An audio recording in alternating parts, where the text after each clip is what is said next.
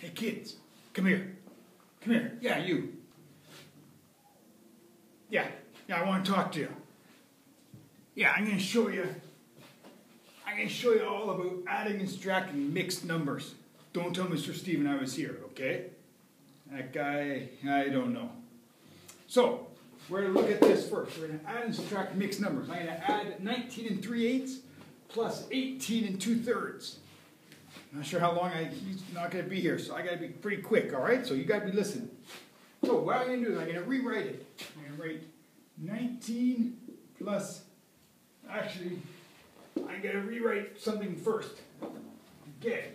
I'm going to rewrite it as 19 plus 3/18 plus 18 plus 2/3. So I broke it all up, right? I'm changing the numbers, okay? So then what I'm going to do is I'm going to go 19 plus 18 plus the 3/18 plus 2/3, okay? So first, what's 19 plus 18? Well, let's see. 20 plus 20 is 40. Take away 3, so I got 37, okay? We got 37 over here. But what do I got to do with this? What's that rule again? I got to find a common denominator. I'm going to make the 3 into an 18. I'm looking for the lowest common denominator. So this one stays the same. I'm going to increase that. So 3 times 6 gets me 18, if I'm correct. 3 times 5 is 15. So that gets me times 6 gets me 18. Now 2 times 6 gets me 12. So now I got 37 plus, I just simply add them, right? We're back to that again. So I got 18, 3 plus 12 is 15. I got 37 plus 15/18. Now I got to put it together, 37 and 15/18. But one thing I can do is I can bring it down, lowest common denominator, right? I can put a common factor in there. So I'm going to go 37, 3 goes into 5, 3 goes into 15 5 times. 3 goes to 18 6 times. 5 6. So the answer is 37 and 5 6. That's not bad. Not bad at all. Okay, so that's how you do it. You just simply break them apart, put them back together, add them. Everything's good. Look for that common denominator. Same stuff we did before. All right. You guys ready for it? I got one more secret up my sleeve. So, now we're going to do a little bit of subtracting, all right? Sometimes subtracting is a little bit more different.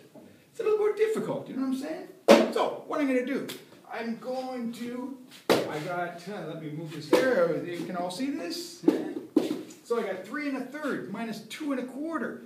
So what I'm going to do, if you follow this method every time, it's going to have no problem at all. Mr. Steven gives you a hassle, you tell him to come talk to Rocco, okay? So, what Rocco likes to do is, I'm going to convert these to fractions, all right? I'm going to convert these ones to fractions. So, I go 3 times 3 is 9, plus 1 is 10 over 3, right? I multiplied by that and added that, right? We know that. And I'm going to subtract that by 2 times 4, which is 8, plus 1 is 9 over 4, okay? Do you understand what Rocco's saying to you? Okay, so,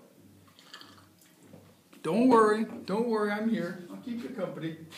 So, now, we're doing the same thing. What do I got to do? I got to get a common denominator. The lowest possible common denominator in this case is 12. So, I'm going to multiply that by 4. What I do to the bottom, I do to the top, times 3, times 3. So 3 times 4 is 12. 10 times 4 is 30. Am I right? Minus 4 times 3 is 12. 9 times 3 is, here's where some good multiplication works out. Rocco's pretty good at it. Is 27. Zing. So now what I got, I'm going to just do straight subtraction. Same common denominator. So 30 minus 27. 3. 3 over 12.